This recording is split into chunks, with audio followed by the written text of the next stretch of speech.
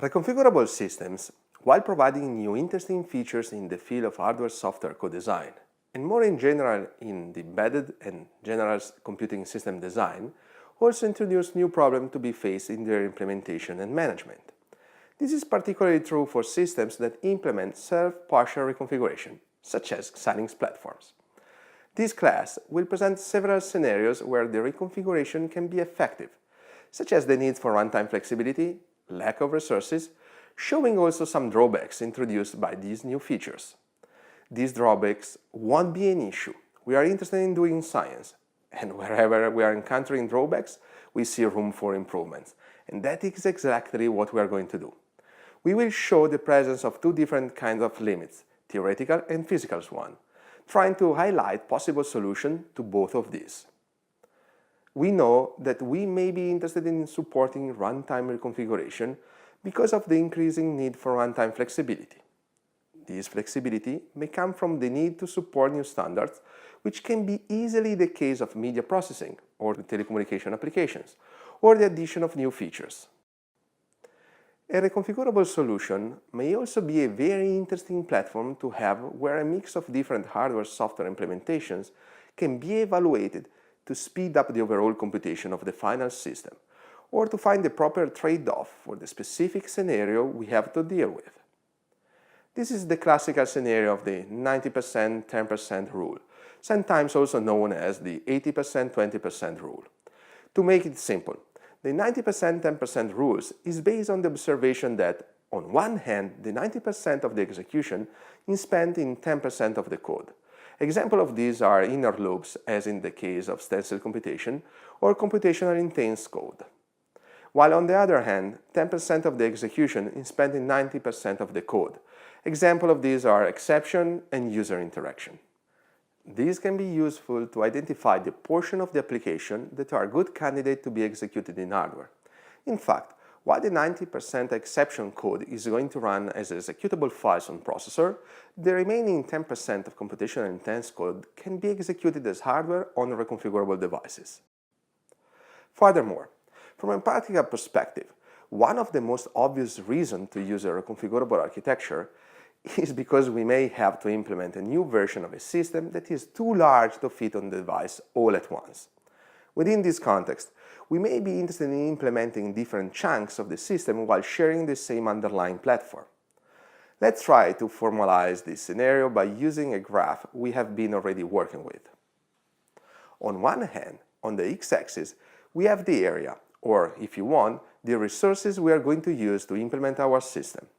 On the other hand, on the epsilon axis, we may have time, and with this we can refer to the overall execution time needed to run our system.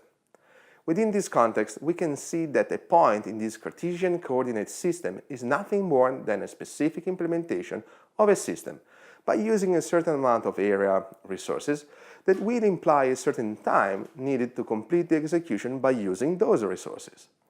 Now, given this representation, we can draw 2 points, SO and SW. SO is the optimal system implementation.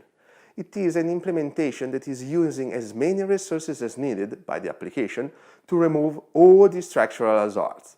This implementation is also guaranteeing us the best performance in terms of execution time. On the opposite, we can design the worst system implementation. Remember that we are considering execution time on the epsilon axis. This means that by worst, we are identifying the implementation that is using the minimum set of resources to implement the desired solution, which is providing us with the highest execution time, but maybe with a solution that can be interesting for other parameters, such as area or power. Given these 2 points, we can identify a line feasible implementation connecting them. These solutions are theoretical ones. This means that we can see them as the set of implementations that are providing us always the best execution time given a certain number of resources. Within this context, this line is partitioning our space into regions, a feasible solution space and an unfeasible one. The infeasible solution space is characterized by all the solutions that cannot be implemented because of the physics of the system. In other words, But being below the feasibility line means that it would be possible to have an execution time lower than the theoretical one achievable by using at the best the available resources used to implement that solution, which cannot be done. On the other hand, for an implementation being in the feasible solution space means that the implementation can be realized. Now, remember that the line is the set of the theoretical implementations. That means that a real implementation of a system on a set of resources may not be able to meet the theoretical expectation. This is totally reasonable. At the end of the day, we need time to move data. We have delays because of the routing. And these are just few examples of reasons why we may not be able to meet our theoretical expectation. Lowering that point as close as possible to the line is exactly what we, as system designer, are interested in. Being able to design a line as close as possible to the real performance is what we, as theoretical scientists working in this field, are interested in. Now, given the system requirements, expressed as an example in terms of execution time, we can derive the amount of resources, ADE, needed to obtain them, and this can be exactly the time in which issues are going to pop up. What if the device is not big enough to provide us the necessary amount of resources?